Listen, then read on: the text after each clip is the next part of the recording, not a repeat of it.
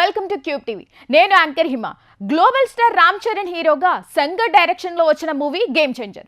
రామ్ చరణ్ చాలా కాలం తర్వాత సోలోగా చేస్తున్న మూవీ కావడంతో అంచనాలు బాగానే ఉన్నాయి. కానీ ఎందుకో శంకర్ తో సినిమా చేస్తే ఏ స్థాయిలో హైప్ వస్తుందో ఆ రేంజ్ లో అయితే రావట్లేదు.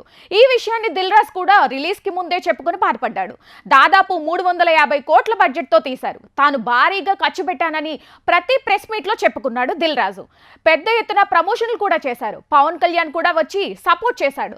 ఇక నేడు థియేటర్లోకి వచ్చిన ఈ సినిమా ఎలా ఉందో ఇప్పుడు చూద్దాం. ఫైర్ మీద ఉండే కాలేజీ కుర్రాడు నిజాయితీ గల ఐఏఎస్ ఆఫీసర్గా ఎలా మారాడు, ఆ తర్వాత అతను ఎలాంటి సమస్యలను ఎదుర్కొన్నాడు అనేది సినిమా స్టోరీ. రామ్ నందన్ చదువుకున్నప్పటి నుంచే వ్యవస్థలోని లోపాలను ప్రశ్నిస్తూ ఉంటాడు. పట్టుబట్టి ఐఏఎస్ ఆఫీసర్గా మారి విశాఖపట్నంకు వస్తాడు. అయితే ఏపీ ముఖ్యమంత్రిగా ఉన్న సత్యమూర్తి శ్రీకాంత్ కొడుకు మంత్రి బొబ్బిలి మోపీదేవి ఎస్జే సూర్యతో రామ్ నందన్తో గొడవలు వస్తాయి.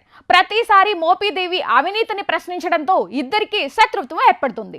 అనుకోకుండా సీఎం సత్యమూర్తి చనిపోతాడు. దాంతో తానే సీఎం కావాలని మోపీదేవి ప్లాన్ చేస్తాడు.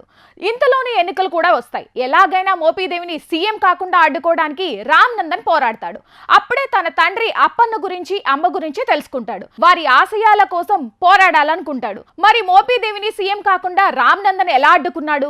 అతని జీవితంలోకి దీపిక అలియాస్ కియారా అద్వానీ ఎలా వచ్చింది? చివరికి ఏం జరిగింది అనేది మిగతా కథ. రామ్ చరణ్ ఇందులో 2 పాత్రల్లో కనిపించాడు. ఒకటి అప్పన్న, రెండోది రామ్ నందన్. కానీ ఇందులో రామ్ చరణ్ యాక్టింగ్ ఎందుకో అనుకున్నంత హైప్ లో లేదు.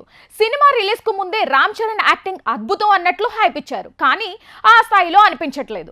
చాలా సీన్లలో రామ్ చరణ్ ఏదో సాదా సీదా సినిమాలో కనిపించినట్టే అనిపిస్తాడు. పైగా అతని లుక్స్ కూడా శంకర్ సినిమా రేంజ్ లో లేవు. సాధారణంగా శంకర్ సినిమాలో హీరో లుక్స్ కు బాగా మార్కులు పడతాయి. కానీ ఇందులో రామ్ చరణ్ ఆ స్థాయిలో కనిపించలేదు. చివరకు అప్పన్న పాత్రలో కూడా అలాగే ఉన్నాడు. అప్పన్న పాత్రకు తగ్గ లుక్స్ ను మెయింటైన్ చేయలేదేమో అనిపిస్తుంది. భారీ మాస్ డైలాగులు కూడా లేవు. సినిమా రిలీజ్ అయిన తర్వాత కూడా చెప్పుకోదగ్గ మాస్ యాక్షన్ సీన్లు లేవనే అసంతృప్తి ప్రేక్షకుల్లో ఉండిపోతుంది. ఎస్జే సూర్య తన పాత్రకు తగ్గట్టు నటించాడు. శ్రీకాంత్, అంజలి, కియారా తమ పాత్రలకు తగ్గట్టు నటించారు. గేమ్ చేంజర్ మూవీ ఒక రొటీన్ పొలిటికల్ డ్రామా. గతంలో కూడా ఇలాంటి పొలిటికల్ డ్రామాలు చాలానే వచ్చాయి. ఒక ఐఏఎస్ అధికారికి పొలిటికల్ లీడర్కు గొడవల నేపథ్యంలో వచ్చిన సినిమాలో కోకొల్లలు కానీ ఎవరెలా చూపించారు అనే దానిపైనే మూవీ హిట్టా ఫట్టా అనేది తేలిపోతుంది. మరి శంకర్ సినిమా కాబట్టి ఆ స్థాయిలో ఎక్స్పెక్ట్ చేసిన సినిమాలో అది లేదనిపిస్తుంది. ఏదో రొటీన్ కథను అటు తిప్పి ఇటు తిప్పి తీసినట్టే అనిపిస్తుంది. చెప్పుకోదగ్గ ట్విస్టులు లేకపోవడం పెద్ద మైనస్. ముఖ్యంగా కథలో బలమైన లైన్ లేదు. ఏ కథకు అయినా బలం మలుపు తిప్పే లైన్, కానీ ఇందులో అది కొరవడినట్లు అనిపిస్తుంది. జనాల్లోకి దూసుకెళ్తే డైలాగులు కూడా లేవు. ఒక ఐఏఎస్ అధికారిగా చేస్తే ప్రేక్షకుల్లో కూడా చాలా అంచనాలు ఉంటాయి. కానీ ఆ స్థాయిలో సీన్లు ఇందులో లేవు. అవినీతిను బయటకు తీసే ఎలివేషన్ సీన్లు కూడా లేవు. రామ్ చరణ్ డైరెక్టర్ను గుడ్డిగా నమ్మేసి చేసినట్లు సినిమా చూస్తేనే అర్థమవుతుంది. శంకర్ తన మార్క్ను ఈ సినిమాలో చూపించలేకపోయాడు. కథ ఆ స్థాయిలో లేనప్పుడు దాన్ని బెటర్గా చూపిస్తేనే ప్రేక్షకులకు కూడా అంతో ఇంతో కనెక్ట్ అవుతుంది. కానీ శంకర్ మాత్రం ఆ విషయంలో వెనకబడ్డాడు.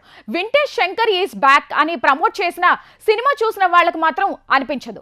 మ్యూజిక్ బాగానే ఉంది. సినిమాటోగ్రఫీ కూడా బాగానే ఉన్నాయి. ప్లస్ పాయింట్స్ ఏంటి అంటే రామ్ చరణ్, ఎస్జే సూర్య నటన, కొన్ని యాక్షన్ సీన్లు. మైనస్ పాయింట్లు బలహీనమైన కథ, రొటీన్ డైలాగులు, పేవలమైన డైరెక్షన్. చివరగా గేమ్ చేంజర్ మీద ఈ స్థాయిలో హైప్ క్రియేట్ చేయకపోతే బాగుండేదేమో. ఎందుకంటే సినిమా యావరేజ్గా ఉన్నప్పుడు హైప్ను భారీగా క్రియేట్ చేస్తే ఎక్కువ నష్టం జరుగుతుంది. గేమ్ చేంజర్ విషయంలో కూడా అదే జరిగింది. శంకర్ మార్క్ లేకపోవడంతో గేమ్ చేంజర్ లాస్ అయింది. రేటింగ్ 2.25/5.